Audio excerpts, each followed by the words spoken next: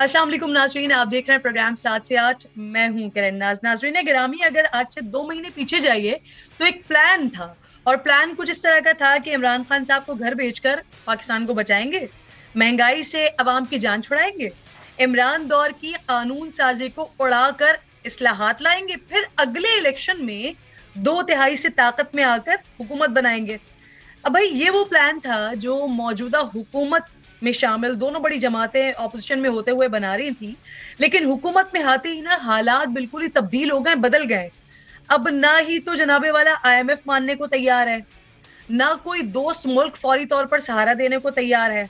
Dollar मौजूदा हुकूमत के 1 माह में नाज़रीन 11 रुपए महंगा हो गया है। स्टॉक मार्केट का भट्टा बैठ गया है। पेट्रोल की कीमत अगर नहीं बढ़ाते हैं तो महंगाई का जो तूफान है वो रोकना दुश्वार हो जाएगा। अगर प्राइसेस को बढ़ाते हैं तो फिर जो आपका एक पब्लिक के अंदर परसेप्शन होगा वो खराब हो जाएगा। तो फिर हुकूमत इस वक्त पेट्रोल बढ़ाए तो अवामी रद्द अमल का ऑब्वियसली सामना करना पड़ेगा। नहीं बढ़ाती है तो मुल्क की मईशत डूब रही है, यानी दोनों तरफ से मसाइल ही मसाइल है और महंगाई का एक नया तूफान है जो तैयार खड़ा हुआ है। अब ये सिचुएशन ऐसी हो गई है मौजूदा हुकूमत और स्पेशली मुस्लिम लीग नून के लिए, उनके लिए आगे कुआं पीछे खाई क्या करने जा रही है हुकूमत। और एक ऐसी सिचुएशन में कुछ डिसीजन नहीं ले पा रही है, कुछ डिसाइड नहीं कर पा रही है। उस्मान डार साहब पाकिस्तान तहरीक इंसाफ से मुझे ज्वाइन कर चुके हैं, आपको खुशामदीद कहूंगी। मोहम्मद सुहेल साहब मेरे साथ मौजूद है, माहिर माशियात हैं, आप दोनों को खुशामदीद कहूंगी। उस्मान डार साहब अगर इजाजत देते हैं, आपकी इजाजत से साहब से मैं जरा आगाज करना चाह रही हूँ, क्योंकि सिचुएशन जिस तरह की इस वक्त हो गई है, पेट्रोलियम मसनूआत पर सब्सिडी बरकरार रखने का फैसला मईशत के लिए कितना भारी पड़ सकता है सुहेल साहब? और क्या सर इससे हुकूमत महंगाई बढ़ने से रोक सकती है? Thank you very much. देखिए, हमारे हिसाब से कोई 3 से 4 अरब रुपए का दिन का खसारा हो रहा है हुकूमत को। और ये खसारा पिछले जो 2 माह से कीमतें नहीं बढ़ाई गई बल्कि पिछली हुकूमत ने कीमतें कम की थी, वो खसारा इसके अलावा है। और जितना ये डिले होगा उतना खसारा ज़्यादा होगा। और जो हम्म। हालात हैं मईशत के, तो हुकूमत के पास कोई और ज़राए है नहीं कि वो ये जो गैप है, फंडिंग गैप, इसको पूरा करे। तो हुकूमत एक जी। काम कर रही है कि हर 15 दिन के बाद जो टी बिल ऑक्शन होता है उसमें पैसे बोरो कर रही है, जिसका नतीजा ये हुआ है कि वो टी बिल के रेट्स जो हैं वो 15% क्रॉस कर गए हैं। और जो इसके जो रिpercussion ये है कि जो हुकूमत चाहती थी कि मईशत में तरक्की हो, वो तरक्की कैसे हो सकती है कि जब लोग सारा पैसा 15% पे लगा देंगे। यही हम्म। डिलेड डिसीजन मेकिंग है। हम काफ़ी लोग उम्मीद लगा के बैठे थे कि शायद कल फैसला हो जाएगा, क्योंकि आईएमएफ की मीटिंग आने वाली है, तो वो हुकूमत फैसला नहीं कर पाई। अब इसका नतीजा ये हुआ कि आज स्टॉक मार्केट मजीद गिर गई। उसका नतीजा ये हुआ कि आज रुपए की कदर मजीद गिर गई। तो बज़ाहिर ये लग रहा है कि ये जो डिसीजन मेकिंग है ये डिलेड होने की वजह से ये सारी चीज़ें हो रही हैं। और जो इन्वेस्टर का कॉन्फिडेंस है कि हुकूमत अपना खसारा कैसे पूरा करेगी, वो कॉन्फिडेंस शटर हम्म। होता जा रहा है। सही। अच्छा सर, ये जरा बता दें, क्योंकि फिर मैं उस्मान डार साहब का कमेंट शामिल करूंगी। हुकूमत के पास सर अपनी सियासत को और मईशत को, इन दोनों को ना एक साथ चलाने के लिए कुछ ऑप्शंस दिखाई दे रहे हैं आपको? कुछ आप सजेस्ट कर सकते हैं वैसे हुकूमत को, ऑप्शंस क्या है इनके पास? देखिए, मैं तो मईशत के हिसाब से ऑप्शन बता सकता हूँ। मईशत के हिसाब से हम्म। ऑप्शन यही है कि जो गिरते हुए रिजर्व और बढ़ता हुआ फिस्कल डेफिसिट है, उसको बचाने का तरीका यही है कि आप आईएमएफ के साथ जुड़ जाएं, उनको कोशिश करें मनाने की जितना वो मानता है। क्योंकि आईएमएफ के जुड़ने से 5-6 और दरवाजे खुल जाए। याद होगा जब पीटीआई हुकूमत आई थी तो भी यही सिचुएशन थी। हम्म। वजीर खजाना थे, उन्होंने काफी महीने बल्कि साल निकाल दिया। और इससे भी मईशत में वही अफरा तफरी हुई थी जो अभी है।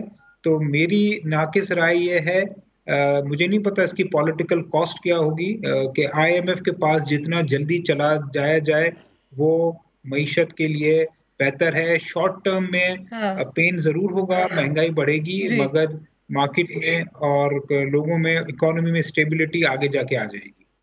सही। ये जो एक अनसर्टेनिटी है, अनस्टेबिलिटी है, उस्मान डार साहब, ये मौजूदा हुकूमत का कहना ये है कि ये आप लोगों का किया धरा है। क्योंकि जो आप लोगों ने पेट्रोल पर सब्सिडी दी थी ना सर, वो आईएमएफ मुआहदे की खिलाफ वर्जी थी। इनफैक्ट शेख रशीद साहब भी खुद कह चुके हैं कि अब हमारा मलबा इनके सर पर आएगा। कमेंट कीजिए सर। देखिए किरण, अगर हमारा किया धरा है तो इनसे पूछने वाली बात है। कि क्या जल्दी थी इन्हें हुकूमत में आने की? दरअसल वैलिड क्वेश्चन। जो कोई भी डायरेक्टर था, जो कोई भी इनकी जो ये एक स्क्रिप्ट लिखा गया, जो भी इसका डायरेक्टर था, राइटर था, जिसने भी इमरान खान को हटाया और इनको लेके आए, और उसको ये सोचना चाहिए था कि जब 13 जमातें मिलकर किरण एक हुकूमत चलाएंगी। अब देखिए कैबिनेट, उसमें फाइनेंस मिनिस्टर एक जमात का है, इंडस्ट्री का मिनिस्टर दूसरी जमात से है, तजारत का मिनिस्टर तीसरी जमात से है। आई मीन देखें ना, बिजली किसी के पास है। जब आपने फैसले करने, ये सारी वजारतें इकोनॉमी के साथ जुड़ी हुई हैं, तो कोई एक जमात तो है नहीं जिसने फैसला करना है, हर एक को अपनी पड़ी है। बिलावल जरदारी जो अमेरिका जा रहे हैं, वो पीपल्स पार्टी का झंडा लेके जा रहे हैं, वो तो पीपल्स पार्टी की लाइन टो करेंगे। तो ये जो चू चू का मुरब्बा इस वक्त गवर्नमेंट बनी है, गवर्नेंस नाम की चीज नहीं है, हुकूमत नाम की चीज नहीं है। ये चेरी ब्लॉसम जो क्राइम मिनिस्टर है, ये पाकिस्तान की 75 साल तारीख के कमजोर तरीन प्राइम मिनिस्टर है। तो इन हालात में अगर हम वाकई संजीदा हैं, और जो लोग भी हैं इस सारे स्क्रिप्ट के पीछे, उन्हें आखिरकार इलेक्शन की तरफ ही जाना होगा। किसी एक जमात को ये अजीम पाकिस्तानी जब मैंडेट देंगे, हमने बड़ी मुश्किलों से, आप मुझे पूरा टॉक शो कर सकते हैं कि 3.5 सालों में कोरोना के बावजूद हमने मुश्किल हालात में बेहतर इकोनॉमी चलाई, बेहतर ट्रैक पे लाके दी ने। आपने दुरुस्त फरमाया, एक माह में 11-12 रुपए डॉलर बढ़ गया, 2000 अरब रुपए के पाकिस्तानियों कर्जे बढ़ गए एक माह में, 2000 अरब के। आप लोगों से सवाल ये होता है सर कि अगर आटा, चीनी, दाल, दवाइयां, तो जलसों में जाकर सर वो बताए ना, अपनी परफॉर्मेंस के बारे में बताए ना। बहुत सारी बातें मैंने करनी है उस्मान साहब, आप मेरे साथ ही मौजूद हैं आज। सुहेल साहब बिल्कुल, मैं आती हूँ सर, मैं आती हूँ, हम बात करेंगे, आप सोलो है मेरे साथ। सुहेल साहब, मैंने आपसे मईशत के हवाले से काफी सारी बातें करनी थी, लेकिन आप खुद जानते हैं खान साहब आए हुए थे, उनकी तकरीर भी सुनना जरूरी थी। इंशाल्लाह नेक्स्ट प्रोग्राम में आप जरूर साथ होंगे, उस पर हम मजीद तफसीली तौर पर बात करेंगे।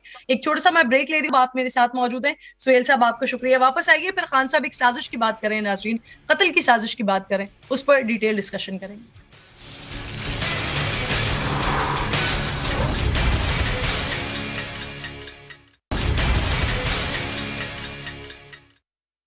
वेलकम बैक वंस अगेन जी। उस्मान डार साहब क्विकली बात करेंगे सर, ये जो खान साहब ने जो भी कुछ बात की है साजिश के हवाले से या कत्ल के हवाले से, तमाम लोग ही जानते हैं सर। अब ये दावा, उनके पास कोई शवाहिद, कोई सबूत भी मौजूद हैं, किसी सिक्योरिटी इदारे ने उनको बताया है, या फिर ये हालात देखकर उन्हें ऐसा लग रहा है?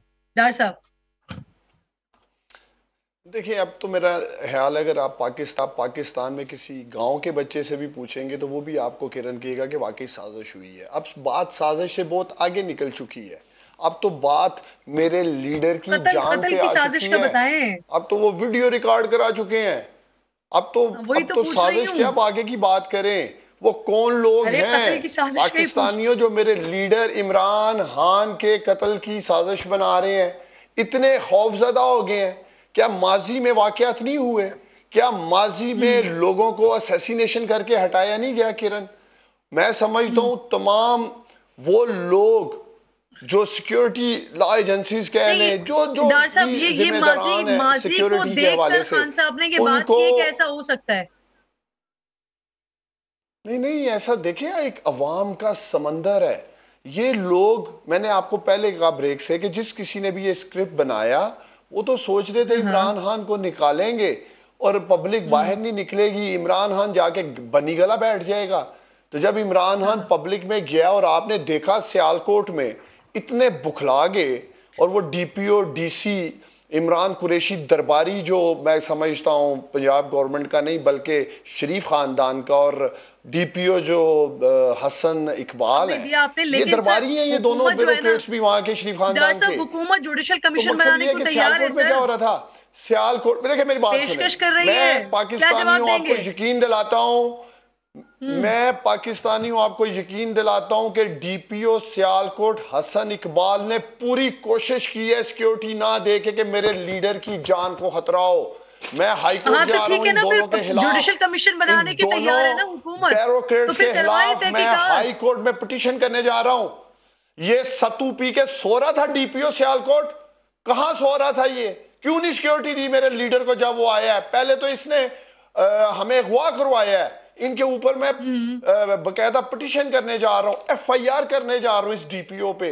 हसन इकबाल पाकिस्तानियों इसका नाम याद रखना है, और इमरान कुरैशी डीसी। जब तक हमारे ब्यूरोक्रेटिक सिस्टम में किसको अगवा करवाया? इस तरह की काली बेड़े, इस तरह के लोग डीपीओ सियालकोट पे मुकदमा करने लगाऊं, हसन इकबाल और डीसी सियालकोट इमरान कुरैशी पे। डीपीओ को तो मैं अदालत में लेके आऊंगा कि इसने मेरे लीडर इमरान खान को क्यों नहीं सिक्योरिटी दी। अगर सियालकोट में इमरान खान को कुछ हो जाता, हादसा पेश आ जाता, और वो जो हालात सारे वहां होने थे, कौन जिम्मेदार होता? वहां सवाल उठाता हूं मैं समा के प्रोग्राम में, किरण आपके, इनसे पूछा जाएगा, इनको अदालत के कटेरे में, इन दोनों को, डीपीओ डीसी सियालकोट को मैं अदालत के कटेरे में लेके आऊंगा। और फिर जो मुझे अगवा करके ले गए 8 घंटे, किरण 8 घंटे मुझे इन्होंने प्रिजनर वैन में पता नहीं कहां लेके जा रहे थे, इंडियन बॉर्डर पे ले गए मुझे। मैं इनसे पूछता रहा कहां लेके जा रहे हो? भाई हम दहशतगर्द हैं, हम कोई दहशतगर्द है, गन्ने लेके आ गए हो, हवाई फायरिंग कर रहे हो, शेलिंग कर रहे हो, लाठीचार्ज कर रहे हो। हम पाकिस्तानी हैं। हम तकरीबन 40-50 लोग थे किरण, और ये 3000 पुलिस वाले। इनसे पूछने वाली बात है, उस्मान डार कोई दहशतगर्द है? हम इन्हीं के कहने पे जलसा कर रहे थे, इन्हीं के कहने पे कंटेनर लगाए। इसी डीपीओ हिपोक्रेट, ये दोनों मुनाफिक हैं पाकिस्तानियों, इमरान कुरैशी डीसी और ये हसन इकबाल डीपीओ, दोनों मुनाफिक हैं। मैं इनको एक्सपोज करूंगा अदालत में, कुरान पाक पे मैं इनसे हलफ लूंगा, ये दोनों मेरे साथ एग्रीड थे कि जलसा यहीं होगा। वहां मेरे शहर सियालकोट के मासूम लोगों का खून बहे। वैसे जब आपके पास कोई बात होती है ना करने के लिए, तो आप रुकते नहीं है, आप कर जाते हैं। मैंने 2-3 आपसे सवाल किए, आप अपनी बात तो कर रहे हैं लेकिन मेरी सवालों का जवाब नहीं दे रहे। तो मुझे समझ आ रही है बात। अब मैं मुजम्मिल सोहरवर्दी साहब को भी शामिल करती हूँ। मुजम्मिल साहब, ये जो खान साहब कत्ल की साजिश की बात कर रहे हैं, सर बजाहिर ऐसा लग रहा है कि माजी को देखकर इस तरह की बात कर रहे हैं, क्योंकि अभी तक तो वजीर दाखिला के पास इस तरह की इत्तलात नहीं है। उस्मान डार साहब से भी मैं यही पूछ रही थी, क्या किसी सिक्योरिटी इदारे ने बताया? किसने बताया आखिर? तो सर ये क्या लग रहा है आपको देख के, सरवर्दी साहब? देखिए, मुझे जहां तक बात है, देखें अब किसी की लाइफ थ्रेट का मामला है तो हम इसको इस तरह भी नहीं, अगर खान साहब वाकई समझते हैं कि उनकी जिंदगी को खतरा है तो उन्हें फर्स्ट इंफॉर्मेशन रिपोर्ट दर्ज करवानी चाहिए। ये वीडियो रिकॉर्ड कराना तो मजे का खेत बात है ना, वो फर्स्ट इंफॉर्मेशन रिपोर्ट दर्ज कराएं कि मुझे इन लोगों से जान का खतरा है। ज्यादा इंपॉर्टेंट बात है तो वो जाके सुप्रीम कोर्ट में पिटिशन कर दें कि मुझे इन लोगों से जान का खतरा है। ये क्या बात है कि जी मैंने वीडियो रिकॉर्ड करा दिया? बेनजीर ने भी अपनी जिंदगी में नामजद किए थे अपने कातिल। तो अगर खान साहब को किसी से जान का खतरा है तो उन्हें उसके खिलाफ एफआईआर दर्ज करानी चाहिए ताकि ये बात इन्वेस्टिगेट हो सके। ये पॉलिटिकल स्टंट के तौर पर अपनी जिंदगी और मौत को ना इस्तेमाल करें। पॉलिटिकल स्टंट्स तो और बहुत हैं मुल्क में करने के लिए। ये जिंदगी और मौत का खेल तो पॉलिटिकल स्टंट नहीं है। बिल्कुल मुज़म्मिल साहब, अल्लाह ताला इमरान खान साहब की हिफाजत फरमाए, इमरान खान साहब की हिफाजत फरमाए। पॉलिटिकल स्टंट नहीं होना चाहिए सर कहीं पर भी। अगर ऐसा कुछ है तो इन्वेस्टिगेशन होनी चाहिए, करवाए पीटीआई इन्वेस्टिगेशन के लिए अगर हुकूमत कह रही है। ये मुझे बताइएगा डॉक्टर साहब, आप समेत सर कई वुज़रा हैं, परवेज हैं, सरकारी रिहाइश गाह खाली क्यों नहीं कर रहे हैं सर? देखिए, खाली कर रहे हैं, क्यों नहीं कर रहे हैं? हमें कोई शौक नहीं किसी के घर में रहने का, ना कोई ये सोचे कि हम यहाँ पे कब्जा कर रहे हैं या जाना चाह रहे हैं। हो गया आगे जो जगह ली है वहां शिफ्टिंग करके सारे जा रहे हैं, तकरीबन 90% लोग चले गए। ऐसे ही फजूल में बातें कर रहे हैं शायद पीटीआई के लोग अंदर। डॉक्टर साहब, आप कब तक कर देंगे खाली? रहने को तैयार नहीं है, ताकि तसल्ली हो जाए ना हुकूमत को। इस माह के एंड में खाली कर रहे हैं।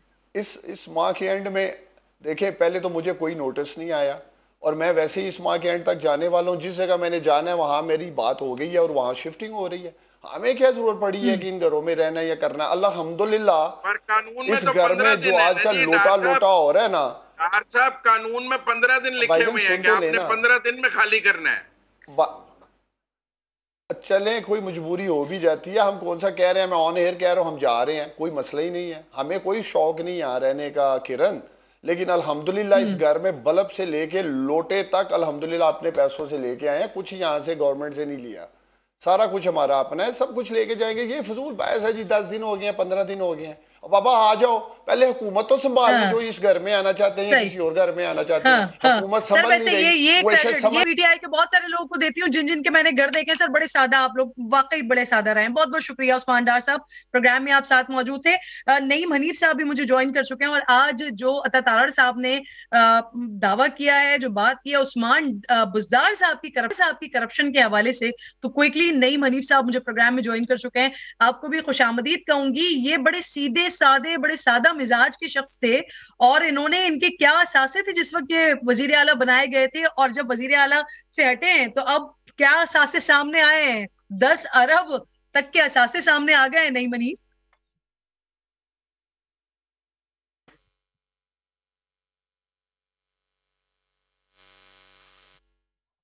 नईम हनीफ के पास मैं जाती हूँ और इनसे ये जरूर बात करती हूँ। नईम हनीफ साहब, मुजम्मिल साहब, ये आप देख रहे हैं सर, ये बड़े सादा मिजाज थे, छोटे से गांव से आए थे, इस वजह से ही खान साहब लेकर आए थे कि सादा है, काम करेंगे। हुकूमत भी, मौजूदा हुकूमत भी अभी इल्जाम लगा रही है। सर मसला क्या है, कार्रवाई क्यों नहीं कर रही है? मेरा ख्याल है कार्रवाई करनी चाहिए। ये जो पीटीआई का अंदाजे हुक्मरानी था, मुस्लिम लीग नून को वो अंदाजे हुक्मरानी नहीं रखना चाहिए। मीडिया ट्रायल से ज्यादा जरूरी है, उनको ट्रायल में लेकर आए, उनके जो असासे हैं उसका रेफरेंस उनके ऊपर बनाएं और उनको अदालत में और कटहरे में लेकर आए। हमने पिछले 4 साल लोगों का मीडिया ट्रायल देखा है। हुकूमत केस 1 रुपए का नहीं बनाती थी और प्रेस कॉन्फ्रेंस 500 कर देती थी। नतीजतन हुआ क्या है, लोगों की सिर्फ इज्जतें उछाली गई हैं। मैं समझता हूँ अता तारड़ साहब को भी प्रेस कॉन्फ्रेंस कम करनी चाहिए और केस बनाना चाहिए, बिल्कुल वाज़ेह केस के साथ रेफरेंस दायर करना चाहिए, और हुकूमत को मुद्दई बनना चाहिए। एफबीआर से अगर उनके असासे निकले हैं, जिस जगह से भी निकले हैं, और वाज़ेह केस बनाना चाहिए उनके ऊपर, ताकि अब ये मीडिया ट्रायल का सिलसिला खत्म हो और सही वाले ट्रायल शुरू किए जा सकें। बिल्कुल सर, पहले बात होती थी कि जो साबिका हुकूमत है वो कुछ करना नहीं आता, ना तजर्बेकार है, लेकिन अब जब तजर्बेकार हुकूमत आई है तो वो भी उन्हीं के फुटस्टेप को फॉलो कर रही है। ऐसा क्यों है सर? मैं समझता हूँ ये कोई हौसला अफजा बात नहीं है। केसेस बनाने चाहिए, फरा के ऊपर भी केस बनाना चाहिए, बुजदार साहब पे भी केस बनाना चाहिए, जो उनके पास अगर कोई मटेरियल और किसी के, अगर जो ये वुजरा 15 दिन से ज्यादा रहे हैं, इनसे उसका रेंट चार्ज करना चाहिए। एक दिन भी जो 15 दिन से ऊपर रहा है उससे सरकारी रिहायशगाह का रेंट चार्ज करना चाहिए। ये फ्री में तो नहीं रह सकते 15 दिन से ऊपर, ठीक है ना? अच्छा, ये तो अता तारड़ साहब जो है ना सर, अता तारड़ साहब इस बात का ऐलान तो कर रहे हैं कि वो इंक्वायरी करेंगे, लेकिन कब करेंगे ये नहीं बता रहे हैं। साबिक वजीर आला पंजाब के खिलाफ भी इंक्वायरी होगी, उनके साथियों के खिलाफ भी इंक्वायरी होगी, और जो इल्जामात है वो जरा मैं नाजरीन को बता भी देती हूँ। अता तारड़ साहब भी कह रहे हैं कि पहले जब वो वजीर आला नहीं थे उस वक्त उनके पास चंद करोड़ के असासे थे, फिर जब वजीर आला बन गए उस्मान साहब तो उनके पास 10 अरब के नाजायज असासे बन गए, करोड़ों रुपए की मालियत इसकी जमीनें उनके पास, 12 करोड़ मालियत की सरमायाकारी है, 15 करोड़ मालियत की जमीनें, इंसाफ फ्लोर मिल्स है, बहुत सारा कुछ है। वो क्या क्या है, नईम हनीफ साहब फाइनली साथ मौजूद हैं। नईम साहब, ये अता तारड़ ने जो इल्जामात लगाए, आपके पास बड़ी अंदर की खबरें होती हैं और पंजाब तो होती हैं आपके पास, जरा बताइए। बिल्कुल, मैं वही अर्ज कर रहा था पहले भी। जी, आवाज आ रही है आपको मेरी? हेलो हेलो, बिल्कुल आवाज आ रही है आपकी। मैं किरण यही अर्ज कर रहा था पहले भी। देखिए, ये उस्मान बुज़दार साहब जो है, आपको याद होगा, इन्होंने एक निजी 3 स्टार होटल को बार का लाइसेंस दिलवाने के लिए लाखों रुपए लिए। नैब ने इनको तलब कर लिया। उसमें जो है वो डीजी एक्साइज, वो अशरफ गोंदल साहब बेचारे, उन्होंने वो जेल काट ली। और उसके बाद जो है ना, वो बराह रास्त जो है पीएम हाउस से डीजी नैब लाहौर को फोन करके उन्हें मना किया गया कि आपने उस्मान बुज़दार को नहीं बुलाना। ये इससे पहले जो जाहिद गशूरी साहब की स्टोरी है, 12 वुज़रा के जो उन्होंने नाम दिए हैं और उनके जो असासे दिए हैं। अच्छा, एक ये जवाब पेश करते हैं किरण के, डिक्लेयर्ड असासे हैं। डिक्लेयर्ड होना जो है ये बता देना काफी नहीं है, आपने ये भी तो साबित करना है कि ये असासे किस तरह 300 गुना बढ़ गए, ये किस तरह 400 गुना बढ़ गए। जाफर बुज़दार और तूर बुज़दार जो है किरण, ये फ्रंटमैन थे साबिक वज़ीर आला पंजाब उस्मान बुज़दार के, वो इनके लिए काम कर रहे थे। और उस्मान बुज़दार फ्रंटमैन थे बतौर वज़ीर आला पंजाब फरा डोबी और एहसन जमील गुज्जर के। अब एक मोहतरमा का नाम मैं नहीं लेना चाहता, ये जब तहकीकात होंगी ये मालूम हो जाएगा। और खबर मैं आपको ये देना चाह रहा हूँ कि एंटी करप्शन में जाने का मकसद ये है हुकूमत का कि मुझे ये लग रहा है और मेरे पास इतलात भी है कि शायद नैब को रिफॉर्म्स की बजाय खत्म करने का सोच रही है हुकूमत। नैब का इदारा खत्म करने पर गौर किया जा रहा है। एंटी करप्शन और FIA के जरिए और महकमा पुलिस के जरिए अब ये तमाम तर कार्रवाइयां की जाएंगी। और ये जो अमाउंट तारड़ साहब ने बताई, इसके अलावा बहुत सी हाउसिंग सोसाइटीज और बहुत से इश्यूज हैं। सराय आलमगीर की एक हाउसिंग सोसाइटी का सिर्फ मैं आपको चंद रोज में उसके डॉक्यूमेंट के साथ आपके साथ बात करूंगा। और नईम हनीफ साहब, मुजम्मिल सहरवर्दी साहब, आप दोनों मेहमानों का बेहद शुक्रिया। इंशाल्लाह नाजरीन से मुलाकात होगी कल। अपना ख्याल रखिए। अल्लाह ने के बाद।